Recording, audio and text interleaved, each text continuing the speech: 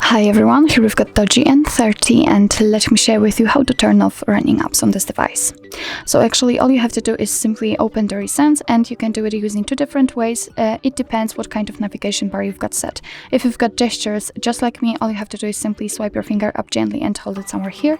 If you've got the navigation bar with buttons, you will have to tap on probably square icon or three bars icon. So let me enter the recent. So as I said, just swipe your finger up gently, and as you can see here, we've got all previously opened apps. If you'd like to close only one of it, then just find it and swipe it up just like that. But if you'd like to close all of them, just tap on this X button. As you can see, we've got some deep cleaning, and we just got back to the home page, so we can enter the recents to check. And here we've got no recent items, so it means that we just successfully turned off all running apps.